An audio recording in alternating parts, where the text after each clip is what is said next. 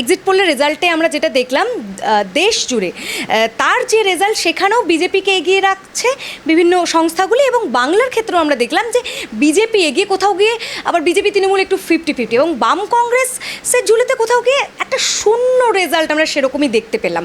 কেউ বা 2-3টে সিট পেতে পারে এমন একটা রেজাল্ট তারা দেখিয়েছে। কি মনে হচ্ছে, তার মানে দিল্লির মসনদে আরও একবার বিজেপি সরকার আসছে? আপনার কি মনে হয়? এই নির্বাচনটা যখন শুরু হয়েছিল, নির্বাচনের প্রচার পর্ব যখন শুরু হয়েছিল বা নির্বাচনটা হবে হবে করছিল, তখনও পর্যন্ত দিন ঘোষণা হয়নি। আমরা যদি সেই সময়টায় ফিরে যাই তাহলে আমরা কি দেখতে পাবো? আমরা দেখব যে মনে হচ্ছিল এই নির্বাচনটা বিজেপির জন্য একটা কেক ওয়াক, খুব সহজেই তারা ক্ষমতায় আসতে চলেছে, তাদের কার্যত কোনো রকম প্রতিদ্বন্দ্বিতা নেই, এইরকম একটা মনে হচ্ছিল।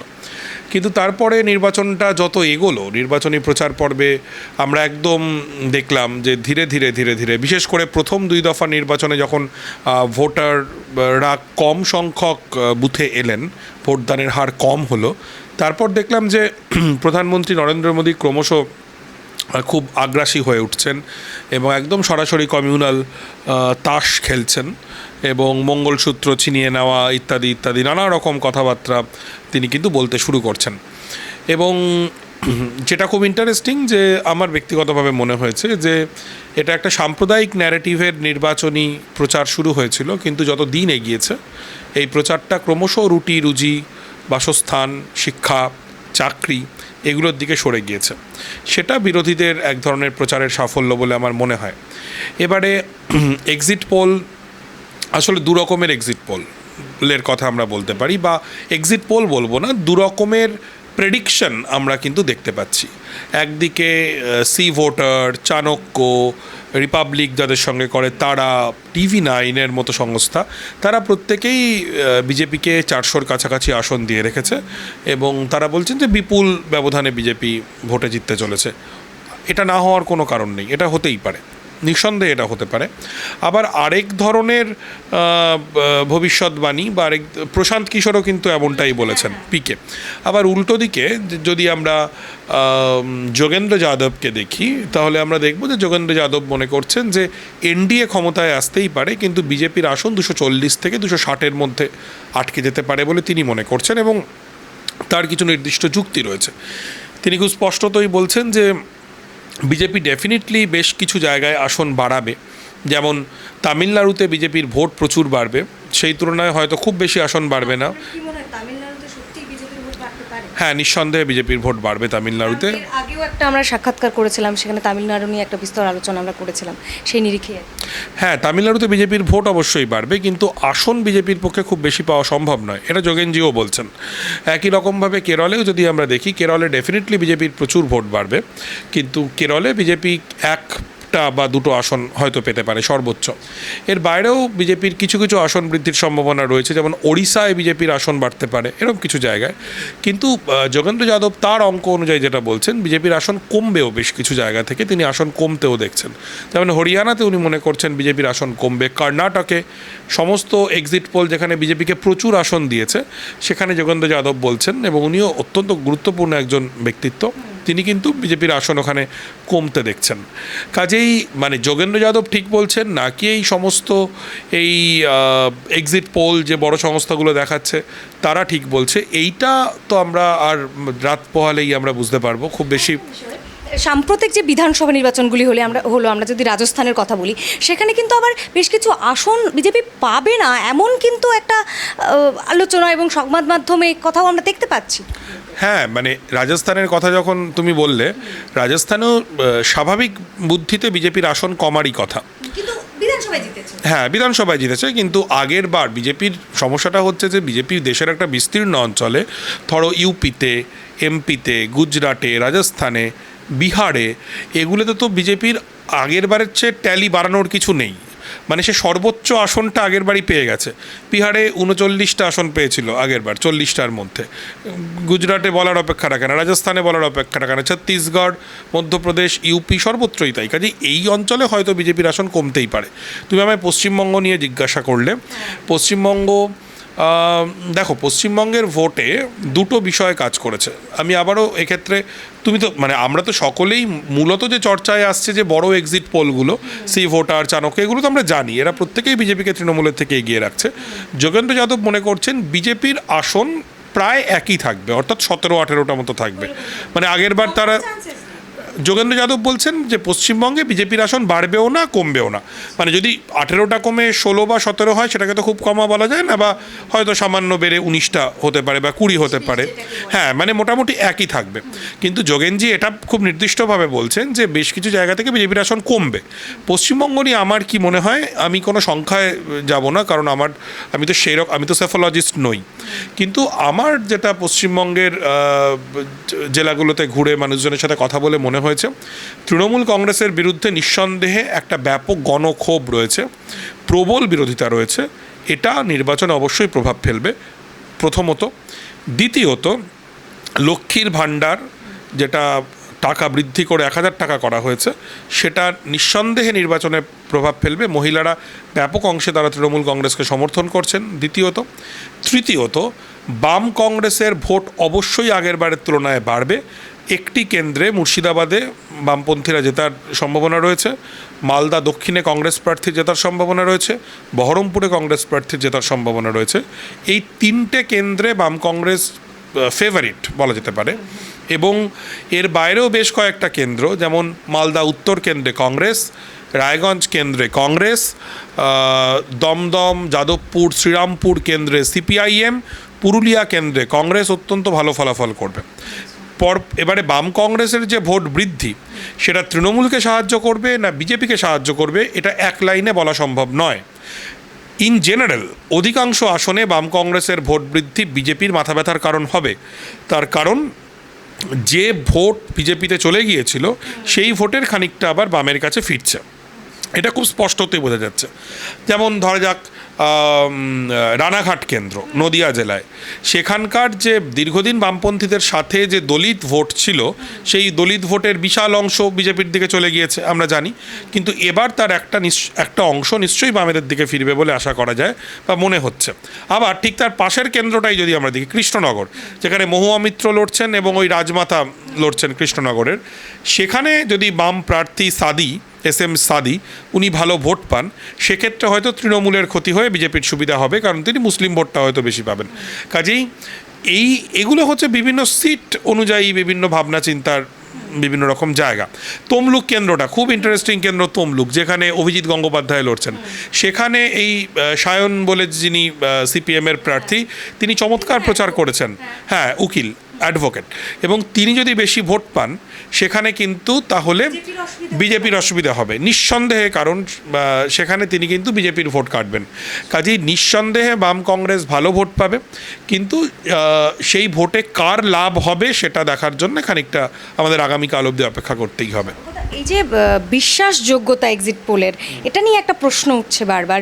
আমরা যদি দেখি বলি, যারা বিরোধী রয়েছেন, বিজেপি বিরোধী দলগুলি, তাদের মুখ্য মাথারাও তারা এই নিয়ে প্রশ্ন তুলেছে যে এই এক্সিট পোল মানি না। মমতা ব্যানার্জি থেকে রাহুল গান্ধীরা বলেছেন এক্সিট পোল মানি না, বিজেপি এটা তৈরি করে মিডিয়াকে খাইয়েছে। এই নিয়ে আপনার কি মতামত? প্রথমত একটা কথা যেটা খুব স্পষ্ট করেই বলা দরকার, যে যদি আমরা প্রেস ফ্রিডম ইন্ডেক্স দেখি তাহলে আমরা জানি যে ভারতের স্থান সংবাদ মাধ্যমের স্বাধীনতা একদম নিচের দিকে। কাজেই যখন মেইন স্ট্রিম মিডিয়া এরকম এক্সিট পোল করছে, তখন তো তার বিশ্বাসযোগ্যতা নিয়ে একটা প্রশ্ন অনেকের মধ্যে যে থাকবে, সেটা খুব স্বাভাবিক। যদিও আমি মনে করি না একেবারেই যে এক্সিট পোল একেবারেই মিলবে না, বা এক্সিট পোল পুরোটাই বিজেপির চক্রান্ত, এই রকমটা আমি মনে করি না। আজকে দেখলাম সোনিয়া গান্ধী তিনি বলেছেন যে এক্সিট পোলের ওপর ভরসা করার কোনো কারণ নেই, দেখাই যাক কি হয়। রাহুল গান্ধী দেখলাম খুব অ্যাগ্রেসিভ ভঙ্গিতে তিনি বলেছেন যে এটা হচ্ছে মোদি মিডিয়া পোল, একদম সরাসরি তিনি বলেছেন। এবং রেজাল্টের পর তারা আগে থেকেই ডিসিশন নিয়েছিলেন যে কোনো মিডিয়া চ্যানেলে তারা পাঠাবেন না এই নিয়ে আলোচনার জন্য। এবং যেটা আরেকটা জিনিস, অরবিন্দ কেজরিওয়াল তিনিও এক্সিট পোলের যে অসারতার কথা বলেছেন, মমতা বন্দ্যোপাধ্যায় বলেছেন, বামপন্থীরা বলেছেন, কাজেই বিরোধীরা খারিজ করছেন এক্সিট পোল। এবং আরেকটা খুব ইন্টারেস্টিং জিনিস হয়েছে, এই সোশ্যাল মিডিয়ায় তো অনেক কিছুই হয়।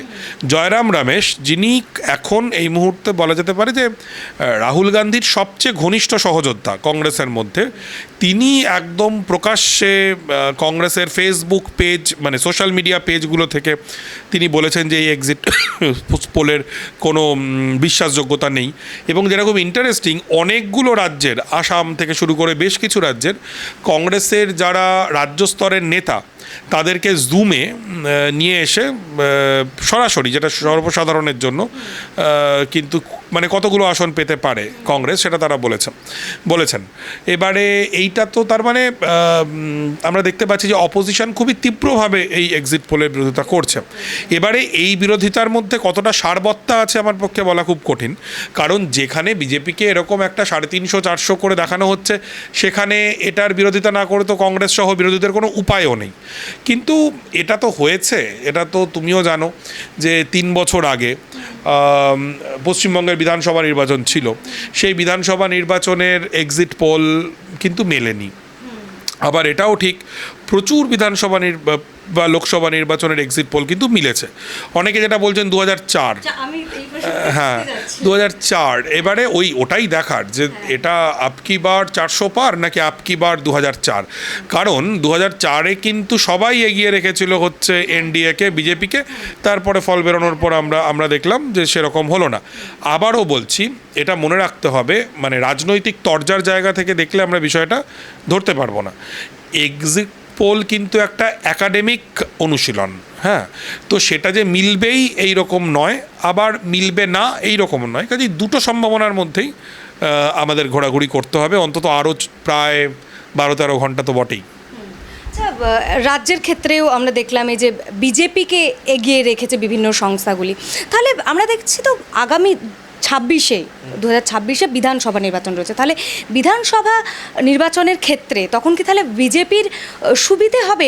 বিজেপি কি মানে সরকার গড়তে পারে কি মনে? কারণ ইতিমধ্যে যদি লোকসভা নির্বাচনে এতগুলি সিট পেয়ে যায় বিজেপি, তাহলে তো হয়ে গেল, মানে বিজেপির তো সমর্থন রয়েছে, এটা প্রমাণিত হয়ে গেল। তাহলে বিধানসভা নির্বাচনের ক্ষেত্রে বিজেপি সরকার করবে নাকি বাম কংগ্রেসের ভোট বাড়বে, কি মনে হয়? মানে কি তুমি তৃণমূলকে একদম হিসেবের বাইরে রেখে দিচ্ছ? আমি সেরকম রাখছি না। আমার যেটা মনে হচ্ছে, দেখো, খুব ইন্টারেস্টিং হতে পারে যদি, আমার প্রশ্ন হচ্ছে তৃণমূল বিরোধী ভোটটা তাহলে কার দিকে যাবে? আমার যেটা মনে হয় যে, দেখো 2019 সালের যে লোকসভা নির্বাচনের ফলাফল বেরিয়েছিল যখন, সেই সময় 3 জন এমএলএর পার্টি ছিল হচ্ছে বিজেপি, এখানে 3 জন এমএলএ ছিলেন। তো সেই 3 জন এমএলএর পার্টি তারা 18টা সিট পেয়ে চমকে দিয়েছিল। এবারে কিন্তু বিজেপি পশ্চিমবঙ্গে যে খেলতে নেমেছে 77 জন এমএলএকে নিয়ে, তার মধ্যে কেউ কেউ দল ছেড়ে চলে গিয়েছেন ডেফিনেটলি। শুভেন্দু অধিকারীর মতো নেতা বিজেপিকে নেতৃত্ব দিচ্ছেন। কাজেই এবারে যদি বিজেপি এখানে ধরো 23, 24, 25, 27, 30, কেউ 32ও বলছেন, এতগুলো আসন পেয়ে যায়, তাহলে একথা বলাই যায় যে 2019-এর পরে তৃণমূল কংগ্রেসের ভেতরে যে থরথরি কম্প অবস্থা শুরু হয়েছিল, সেইটা আবার নিঃসন্দেহে দেখা যাবে। প্রচুর তৃণমূল কংগ্রেস নেতাকে আমরা জার্সি বদল করে বিজেপিতে ভিড়ে যেতে দেখব, এগুলো একদম নিশ্চিতভাবেই বলা যায়। কিন্তু তার মানে কিন্তু এইটা কখনোই বলা যায় না এখনই যে 2026-এ বিজেপি ক্ষমতায় আসছেই। কারণ তুমি দেখো যে 2019-এ ওই রকম সাফল্য পাওয়ার পর 2021-এ কিন্তু বিজেপি একদম মুখ থুবড়ে পড়লো, তাই না? এবারে এইখানে যদি বিজেপি খুব ভালো সাফল্য পায় এইখানে পশ্চিমবঙ্গে, তার মানেই যে 26 সালে গেরুয়া পতাকা উঠছে নবান্নে, এরকমটা ভেবে নেওয়ার কোনো কারণ নেই। লড়াই হবে, কিন্তু ডেফিনেটলি বিজেপির অ্যাডভান্টেজ থাকবে। এবারে আসি বাম কংগ্রেসের কথায়। বাম কংগ্রেসের জন্য এই নির্বাচনটা আমার ব্যক্তিগতভাবে মনে হয় কালকে আমরা বুঝতে পারবো পশ্চিমবঙ্গের ক্ষেত্রে এটা হতেই পারে ওভারঅল বাম কংগ্রেস রেজাল্ট খারাপ করলো কেন্দ্রে, বা কেরলে বামেদের রেজাল্ট খুব খারাপ হলো, এটা কিন্তু হতেই পারে। কিন্তু পশ্চিমবঙ্গের ক্ষেত্রে বামপন্থীদের মানে তাদের যা ক্ষয় 21-এ হয়েছিল তার থেকে বেশি খারাপ হওয়ার নেই। আমার ধারণা যে তারা খানিকটা হলেও এগোবেন। এই এগোনোটা 1 পা হবে, 10 পা হবে, না 50 পা হবে, সেটা আগামীকাল আমরা বুঝতে পারবো। কিন্তু তারা এগোবেন, এবং তারা যদি 10 পাও এগোতে পারেন বা 5 পাও এগোতে পারেন, সেটা নিঃসন্দেহে তাদের কর্মীদেরকে খানিকটা চাঙ্গা করবে ডেফিনেটলি। তবে এটাও মাথায় রাখতে হবে, যদি বিজেপি খুব ভালো রেজাল্ট করে পশ্চিমবঙ্গে, তাহলে 26-এর বিধানসভা নির্বাচন কিন্তু নতুন সমীকরণের ভিত্তিতে হবে। একদম নতুন সমীকরণ, যেখানে আমরা প্রচণ্ড আগ্রাসী বিজেপিকে দেখব এবং বিজেপি বিরোধী শক্তিগুলির মধ্যে আমরা নানা রকম টানাপোড়েন এবং বোঝাপড়া দুটোই দেখতে পাবো। কাজেই সেটাকে আমাদেরকে নতুন করে ভাবতে হবে। মানে এখনই 2026-এর লড়াইটাকে আমরা কোনোভাবেই আমরা ভেবে ফেলতে পারবো না, না একেবারেই না। আচ্ছা, আমি এবার একটু দেশের ক্ষেত্রে আসি, যেখানে চাণক্য, অ্যাক্সিস মাই ইন্ডিয়ার মতো সংস্থাগুলি তারা দেখাচ্ছে যে বিজেপি এনডিএ তারা 400 সিট পাবে। তাহলে সেই জায়গায় কি এখনও আশা করা যায় যে ইন্ডিয়া জোট তারা সরকার গড়তে পারে দেশে? দেখো, এক্ষেত্রে তো দুটো ভার্সন রয়েছে, যেটা আমি একদম শুরুতেই বললাম যে একদিকে এসি ভোটার, চাণক্য, এদের এই ধরনের সংস্থাগুলোর এক ধরনের হিসেব, আরেকটা যেটা যোগেন্দ্র যাদবরা বলছেন সেই হিসেবেও কিন্তু ইন্ডিয়াকে ঠিক সরকার গড়তে পারে ইন্ডিয়া, এরকমটা তারা বলছেন না। তারা যেটা বলছেন যে ইন্ডিয়া খুব ভালো পারফরমেন্স করতে পারে। আর কংগ্রেস যে হিসেবটা দিচ্ছে 295 আসন ইন্ডিয়া পাবে, কাজে অনেকগুলো রকমের ভার্সানই কিন্তু রয়েছে।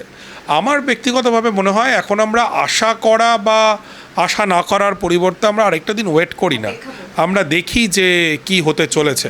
এটাই তো আসলে ভারতীয় গণতন্ত্রের মজা, যে কোনো গণতন্ত্রের মজা, যে এই যে নানা রকম ন্যারেটিভের লড়াই, নানা রকম বয়ান সৃষ্টি করা, হ্যাঁ, নানা রকম সমীকরণ, আর তো কয়েকটা ঘন্টা, তারপরেই আমরা দেখি কি হতে পারে।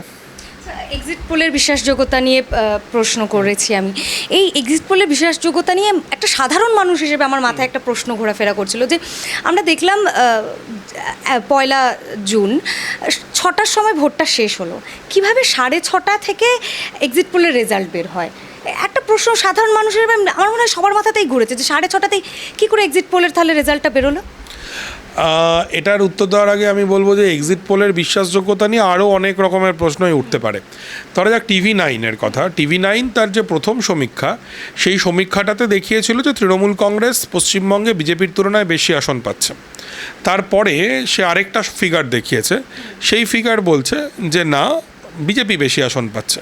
কাজে ফিগারটা বদলে গেছে, খুব অল্প সময়ের মধ্যে বদলে গেছে। কাজেই ডেফিনেটলি এক্সিট পোলের বিশ্বাসযোগ্যতা নিয়ে প্রশ্ন থাকতেই পারে।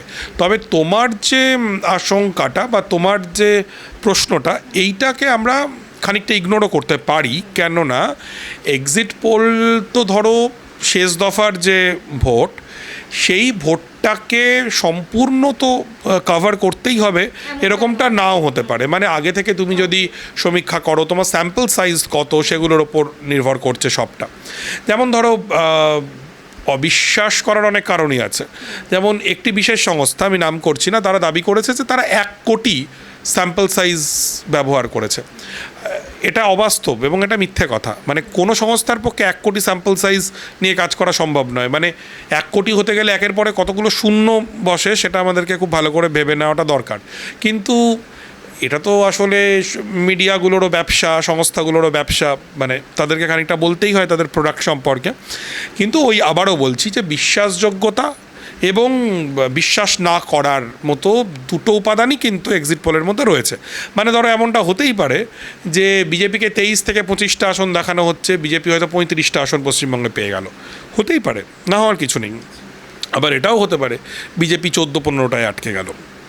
কাজেই আমার মনে হয় যে আমরা যদি এক্সিট পোলটাকে এতটা সিরিয়াসলি না নিয়ে একটা অপেক্ষা করি। আরেকটা কথাও তোমায় বলবো, সেটা তুমি খেয়াল করেছো নিশ্চয়ই, সেটা হচ্ছে শনিবার দিন তো আমাদের লাস্ট ফেজের ভোটটা হলো 1 তারিখে।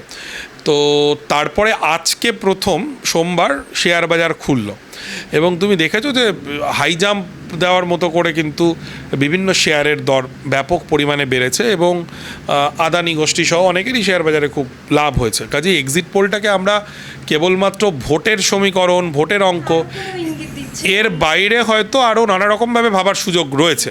আমরা সাধারণ মানুষ, আমরা আদার ব্যাপারী, আমরা জাহাজের খবর রেখে কি করব। কিন্তু আমার মনে হয় যে এক্সিট পোলটাকে এত সিরিয়াসলি না নিয়ে আরেকটু অপেক্ষা করি, দেখাই যাক কী হয়।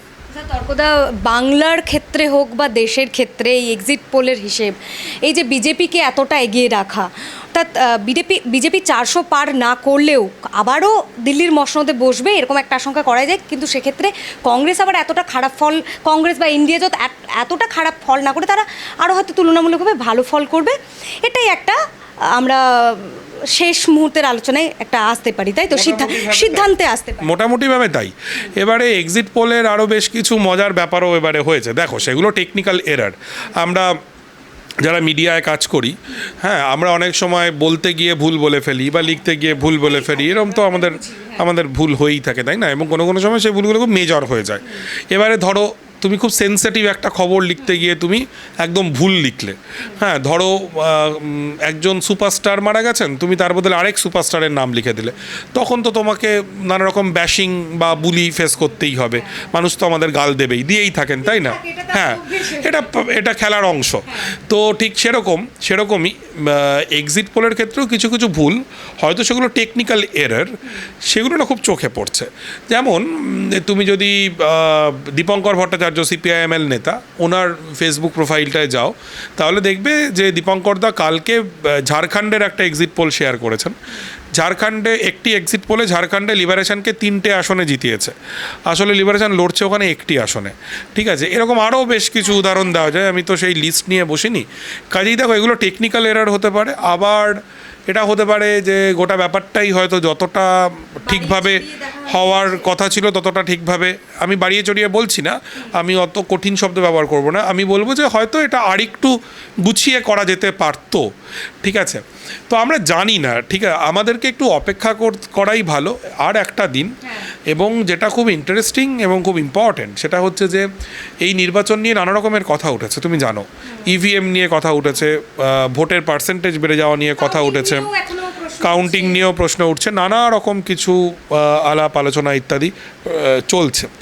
আমরা এটুকু আশা করতে পারি যে ভোট প্রক্রিয়া বা নির্বাচন শেষে যে গণনা প্রক্রিয়া, কাউন্টিং প্রসেস, এইটা যেন আমাদের গণতন্ত্রের প্রতি প্রতারণামূলক না হয়।